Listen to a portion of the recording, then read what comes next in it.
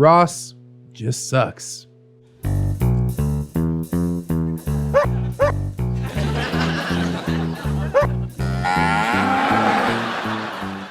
Hello friends, and welcome back to ReddX, your source for the freshest daily Reddit content anywhere on the internet. Promise, swearsies, it's just a fact and it's totally science. I implore you to look it up. Today we are jumping into some r/RPG horror stories. Yes, indeed. I got a little surprised at how well the Neckbeard video did yesterday, and I realized that my subscribers probably do want me to mix it up from time to time. If we're having 4 or 5 tales of neckbeards in a row, that ain't no good. Not good for me, not good for you. Everybody loses track of what's going on. It just kind of all blurs together. So we gotta mix in some goody good, some neckbeard adjacent content. So RPG horror stories it is. This is a ballad, an entire saga written by one person, and that is user Castle Bravo XVC. So big shout out to him. This is the complete ballad of Ross, the worst player that he's ever met. Which I guess we will pass our judgment on it as the story unfolds. It's probably gonna end up being 2 videos, but I'm in for that. I hope you guys are as well. I'll stop rambling now and we can just jump into the story.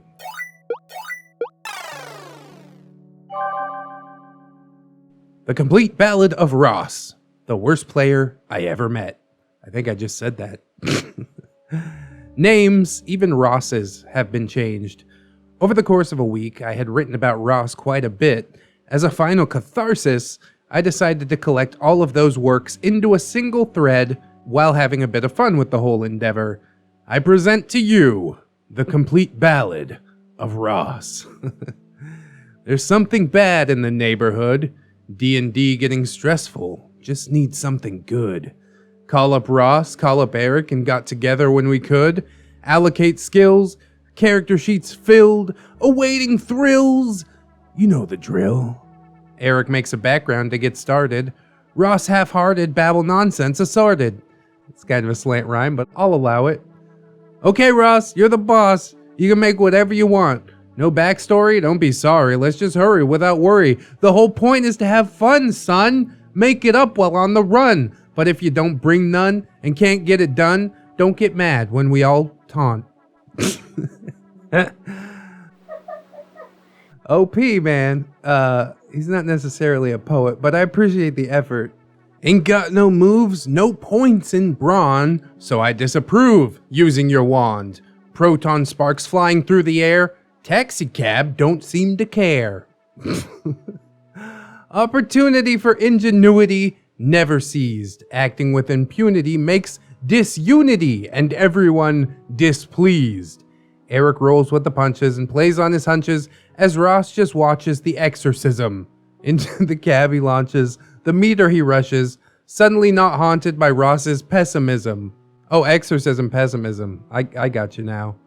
Reddit is cautious with their conscience, seeing Ross taunted. What if he's a victim of nepotism? Ask what the cause is. It's not autism. Truth is, he botches the concept of Darwinism. Ross just sucks. Well, it wasn't the greatest introduction by OP either, but okay, let's go ahead and check out the first Ross story. Player kills Ghostbusters RPG in the first session. All the both names have been changed. Ross was terrible. Just seriously, the worst. I was only roommates with him because I felt sorry for him at the time. I spent the next 6 years feeling sorry for myself.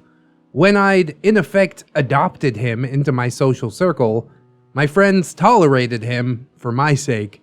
He was a terrible role player. The list of examples is endless, and quoting some infamous incidents years later is still shorthand among my friends for don't be dumb.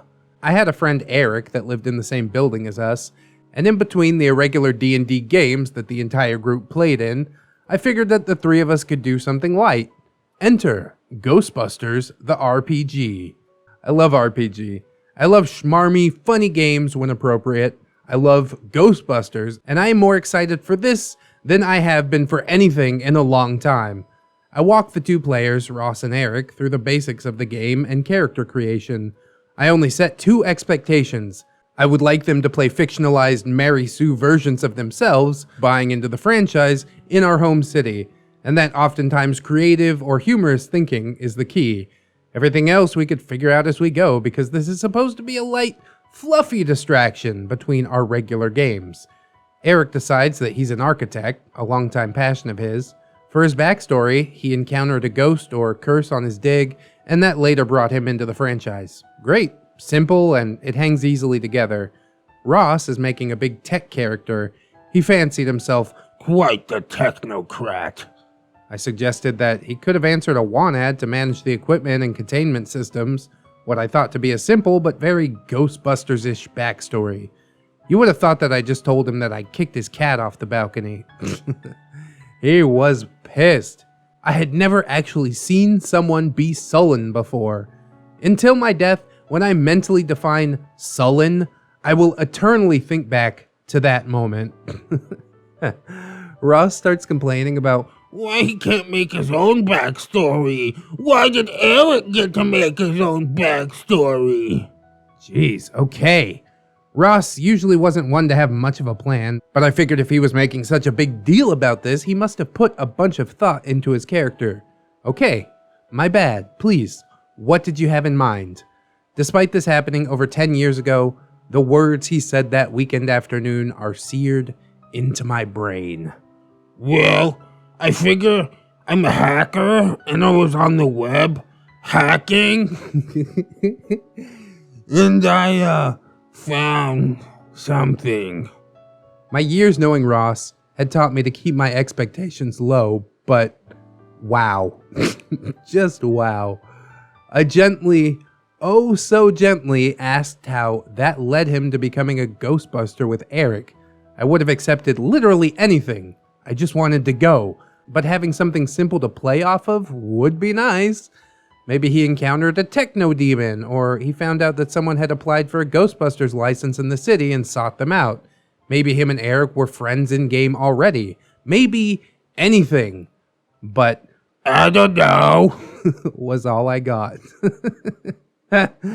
So I gently, oh so freaking gently, offered a series of suggestions, much like the ones above, to which Ross replied, fine, whatever. I answered an ad then. Cool. Great start. They get a call. The police are reaching out to them because there's what they suspect to be a haunted taxi running rampant through a chic outdoor market area. All right, Ghostbusters, let's roll. Sure enough, there is a rampaging taxicab, barricaded into an outdoor market by the police. They try to proton pack it. Eric hits, having made a well-rounded character. Ross misses, having put only the minimum points into his proton pack. The cab driver and the cops start screaming at them for damaging private and public property. Eric figures pretty quickly that shooting the taxi probably isn't what they should do. He starts talking to the cops, and then the taxi driver, and then the passenger in turn. During and between the conversations, I keep asking Ross what he's doing. Each and every time I get the same response.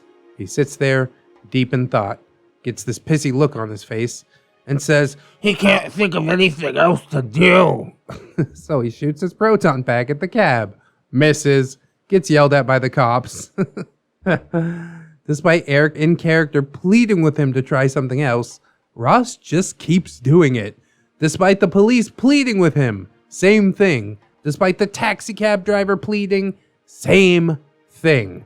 Despite Eric and me out of character pleading, same goddamned thing. During all of this, Eric figures out that the passenger was smuggling a statue that apparently houses a demon. And because it was already extremely clear to him not to just shoot at the goddamn thing, he attempts to jump into the rampaging taxi. He doesn't get it on the first few chances, but he eventually does manage to jump through the window and get into the front seat. All the while, Ross is repeating the same process, getting more and more angry and having less and less fun as the time goes on. How boring must it be to play with this guy? He's like a brick wall. Eric eventually turns off the taxi's meter, exorcising the demon from the car, a chuckle-worthy solution for what should have been a quick, chuckle-worthy session. I hand them the bill. They would have been paid $5,000 for taking care of the taxi cab, But with all the property damage, they're in the red and will be taken to court if they don't pay. This is an actual mechanic of the RPG. Damn, that makes me kind of want to play the Ghostbusters RPG. Eric had a blast. Ross was almost in tears because he was so angry. His feedback was less than constructive, amounting to just some whining. He had no intention of playing again. This wasn't the worst of that player. Honestly, there's too many examples for one single post. When I tell stories of Ross, both from D&D and in real life, I honestly don't think that people will believe me, because no one could be as frustratingly stupid as he. But no, I couldn't make up Ross even if I tried, and this wasn't even his worst. It was just a good example of who he was and how he ruined something that I was excited about. TLDR. Well, despite OP's inability to write a decent poem, he seems able to run a good campaign. That Ghostbusters thing sounds extremely fun to me. I feel kind of bad that Ross basically insisted on ruining the entire thing just because he's like, I can't think of what else to do. Well, use your brain, dude. Look at what Eric did. He's talking to the cops. He's trying to figure some stuff out. Just standing there shooting shit isn't going to work. And that's how you know that it was a well-built encounter. Imagine if they had walked up to the ghost taxi cab, shot it with a proton pack, and just, that's it. Encounter's over. Congratulations, you won the prize. There's no sense of accomplishment there. That's got to be the lamest encounter ever. Ross seems like an extremely two-dimensional human being. I'm more partial to OP after finding out about how he does with DMing. He seems like a pretty chill dude. Eric seems like a pretty chill dude. Ross does not. I do love the fact that he got like angry and frustrated just because he can't think of anything else to do. Like, that's your problem, bro. That thing on top of your shoulders is not just a hat holder, okay? Or maybe it is in Ross's case. I don't know. But anyways, let's jump back to the main post, read on through the poem, and then we'll probably get to another story. But memories of an invisible pig cause my heels to dig and hitch his rig to mine. Ross, the chance is yours. Run some Star Wars. I'm sure it will be fine. See, I'm trying to spice up the poem with a little voice. No plot or encounter, it's already a downer. When we meet a gal named Mary Sue. At the goal line, we see a chrome shine as the simulation completes. Oblivious to the obvious, he lobbies with us, with cockiness our opinion as we sit aghast in our seats. And though just a hobbyist, I feel a little nauseous, and my decisions I do rue. Rue the day. Useless I don't think Ross is. Prove my hypothesis and make right what once went wrong. Given time, he promises, and execution so flawless that will praise his talents in song. At a convention we shall congress. He staves our reconnaissance and says that our trust isn't wrong. But it's quite the opposite. The Stargate is ominous, and his failures we now spread in song. Ross still just sucks. GM runs 2 separate Star Wars adventures and fails to prepare literally anything. That's not too bad if you're creative. I've seen GMs run a proper game with just a piece of paper in front of them that says something dumb like frog in a top hat. Okay, at some point in this adventure we'll probably encounter a frog in a top hat, and then it never happens. And I realize that they've been making everything up this entire time. And I'm impressed by that. Given our experiences with Ross, I don't think that's what's going to happen, if indeed he is the GM. Anyways, names have been changed. I'd already posted once about Ross, we just read it, but boy howdy is there more. Ross loved Star Wars. Ross had played RPGs before I met him. You figure Ross could run a Star Wars campaign. Oh boy, here we go. You'd think, and you'd be wrong.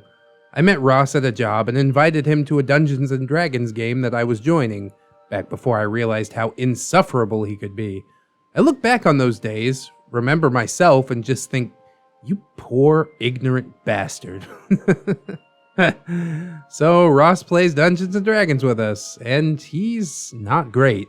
He's played RPGs before, but he's quiet, and he doesn't really roleplay. Oh well, people are good at different things, I guess, and it takes people some time to come out of their shells sometimes. The game itself was okay, and we actually had fun enough.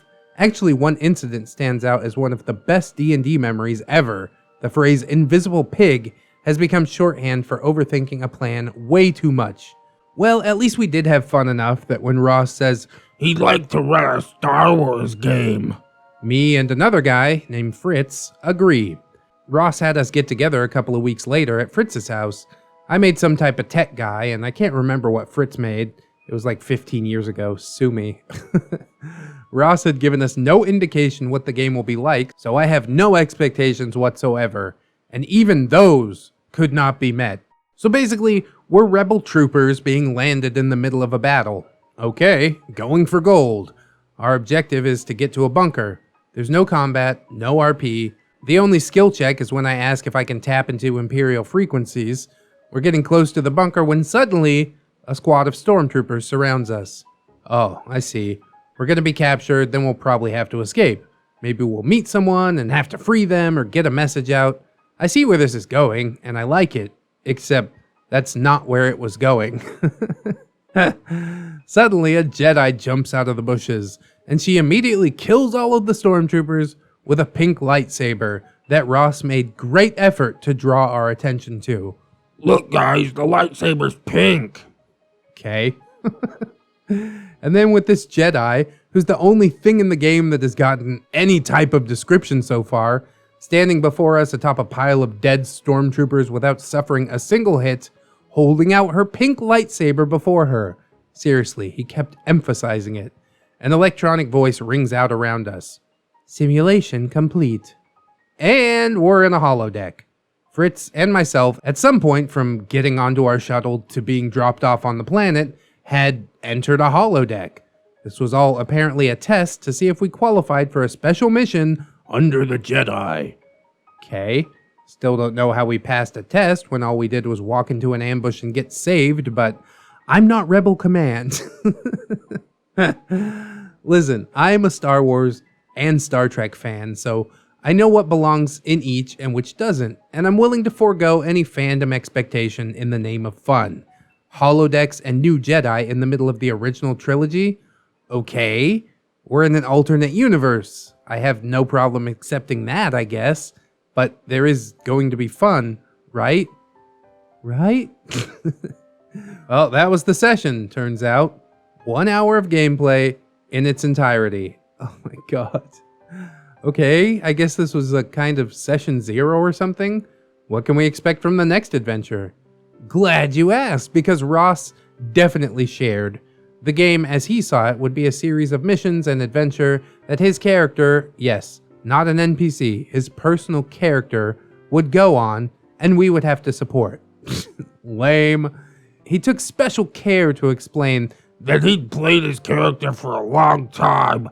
It had super high stats, and a special lightsaber, and an X-Wing completely plated in chrome. Because all of that mattered, apparently. Benefit of the doubt still given, I guess. Maybe this will be like a deconstruction of the RPG genre. Like, maybe we'll be shining a spotlight on support roles, and while the hero goes on adventures, we get to follow the B team to do stuff that needs to be done for the hero to complete their mission. I mean, I'd be down for that. So I ask. Nope. Ross plans for us to literally follow his Jedi around, watching her do stuff and being saved by her. Jesus. It sounds so awful. I politely tell Ross that I'm worried that the game would just be us following a Mary Sue around to see how cool they are. Ross doesn't know what a Mary Sue is, so I explain. And as I do, I see him deflate. Like, I thought that was a turn of phrase until I saw Ross literally do it in front of me. Because indeed, following his character around and watching how cool they are was exactly what he planned. When I suggested that maybe a game where we did our own missions and that his character kind of popped in and out of might be more fun and give us more to do, he just said sadly, he'd think about it. There was no session 2. That might be a mercy. That was the day that I learned to set my expectations a bit lower for Ross than regular humans.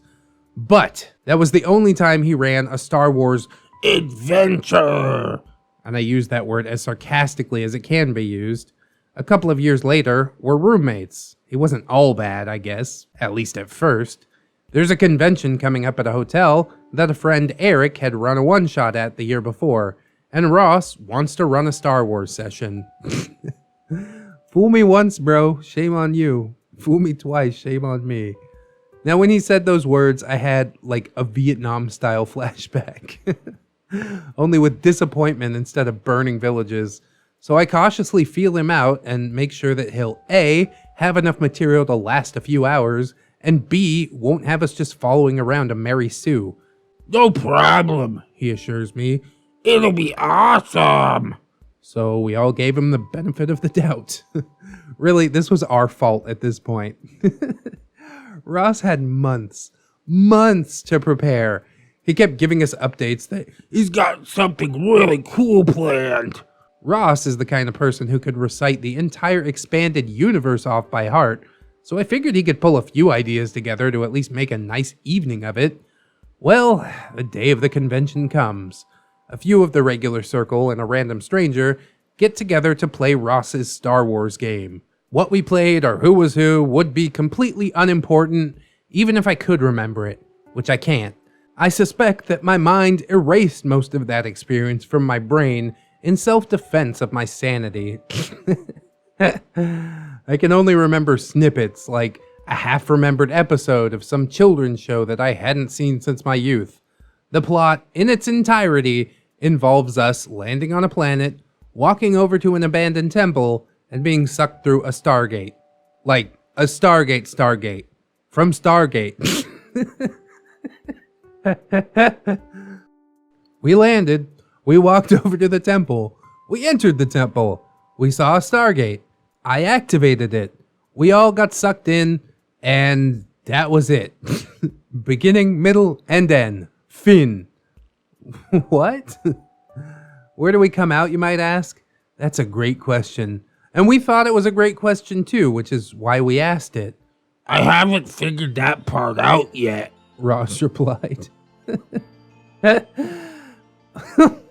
the fuck? Is this the big cool thing that he had planned?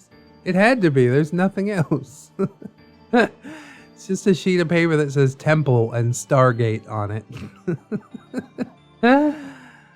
Months! He had months to prepare that. Total playtime amounted to about 30 minutes, 20 of which was some interpersonal RP before we landed on the planet. I'm still incredulous to the fact that this was what he had accomplished in months. We hadn't asked him to run it. We checked with him multiple times. He seemed genuinely enthused for months. And this was all we got? The convention was a weekend long. No one had brought anything else to play, and no one had anything prepared. We spent a lot of downtime at the convention just bumming around playing Game Boy. Ah, you ruined it, Ross. Ross never GM'd anything again, to my knowledge. He may have offered, I can't remember, but no one took him up on that offer, that's for sure. And I wish that this was the last time that Ross had so completely disappointed all of us during an RPG game, but unfortunately we hadn't really learned our lesson yet. TLDR. Also, okay, a few people have asked about the invisible pig. It's nothing big, just a dumb example of overthinking a plan, and the chaos that can ensue for not spending time on the important details. It was 2nd edition. The group was an archer fire salamander race from Dragon Magazine, a warrior mole from Dark Sun, a mage swame from the Humanoids Handbook, and a cleric halfling. Long story slightly shorter, evil is afoot in mass, and we're supposed to get from X to Y, but we learn offhandedly by the DM that there be necromancy in their nearby town, as an example of the dastardly evil that was afflicting the land. So of course we immediately lose the plot and just focus on that. We learn a mage who runs a shop is behind the necromancy, so we decide to confront him. It'll be hard to get the drop on him, and we definitely needed the drop because he was much higher level than us. The DM was heavily hinting that we shouldn't do this in many, many ways. And like good player characters, I promise you that he was thoroughly ignored. Poor DM. So we want to distract the mage, but how? We settle on the idea of throwing an invisible pig into his shop so that it'll squeal and run around and knock shit over.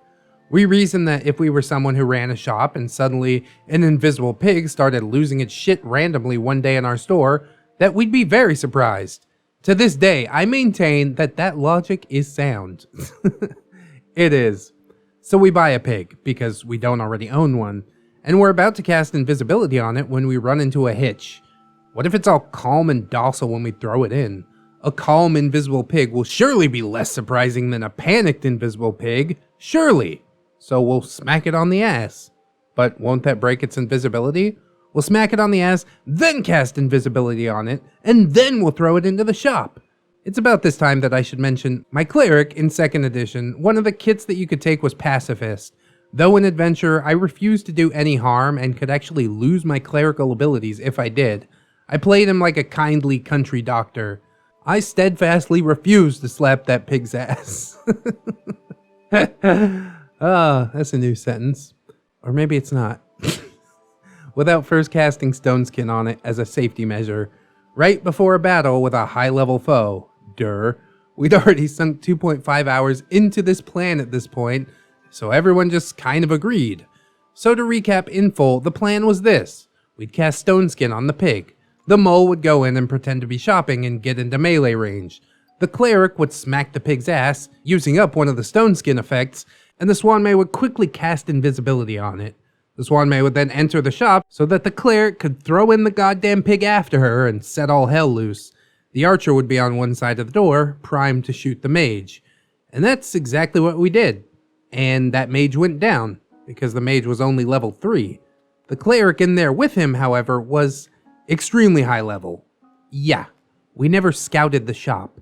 And when townspeople talked about the high-level magic user in the mage shop, we never figured that, a cleric could possibly be the one raising the dead. Got him! Technically, the plan was a success, as the mage was very surprised. Is it a TPK if the DM raises us to torture and interrogate us? Not at all. You did this to yourself. There was like a bonus story in there. That was pretty sweet. Again, this OP writes words a lot better than he writes poems. I really like his writing style. He's able to easily convey the amount of confusion and dismay and anger that comes from somebody being like, yeah, I'll totally DM a game for an entire weekend. And then they play 30 minutes of it and the DM's like, yeah, I don't know. Ross is totally two-dimensional. It's hilarious how much creativity he lacks. And there's not a problem with lacking creativity, obviously. There's some DMs that aren't necessarily comfortable flying by the seat of their pants, but they will prepare far in advance. And if you're given months to do it, and know for a fact that these players are going to be with you for at least a couple of days expecting to play this game, why would you not prepare something? You basically just ruin the entire weekend because nobody else wants to step up and DM and just make up an adventure. So everybody ends up just sitting around playing their Game Boy instead of playing the tabletop RPG that they probably came to the fucking convention to play. Ross! Oh, what a horrible sweat stain of a human being. It is funny, though. Some of the blame has to go on OP because he just keeps putting himself in the situation and being like, I don't know how this happened. Bro, dude, bruh, you should have seen this from a mile away. Unfortunately, this is all the time that I have for Ross today. I gotta get this episode up and out. I'm running a little late, so hopefully you guys will join me for the next part. I'll put Ross right in the title. You're gonna see it. It's gonna be glorious. And at that time, we shall continue the Ballad of Ross. If you did enjoy this episode, I hope that you'll like, comment, and or subscribe. Maybe give it a little share. It's always nice to share the part 1s of these things, because then you got people hooked and they're waiting for the part 2. Unless part 1 was totally horrible, and I guess the stats will show that. I also hope that you'll check out the link swarm in the description. There are some links down there that weren't shown on the splash page at the beginning of the episode. You also see some names on the screen right now because my glorious, beautiful, generous, wonderful patrons have made the beginning of February quite delightful, so I'd like to thank them all, but especially Lady Nix, Robert Waits, Pope Squid, Rebecca H, Cider Drinker, Tato Ferret, The Last Shinobi, Michael Undead, Aaron W, Mitch, John Hero, Josh K, and Candy Sora. Thank you guys so much for helping me live the dream. If anybody else would like to donate, that is obviously massively appreciated, but if you can't right now, you don't have the means, don't worry about it, guys. I just appreciate you coming through, hanging out with me, and I hope that you come on through tomorrow and hang out with me once more. In order to do so, you'll need to keep yourself safe out there, so wash your hands. It's super important. Equally important is taking some time out and doing something for yourself today. Something that you enjoy. Maybe it's watching another ReddX video. So go right ahead, do whatever you fancy, because always remember, you are loved, you are worthy, and you definitely deserve it. I'll see you in the next one, friends. And until then, bye-bye.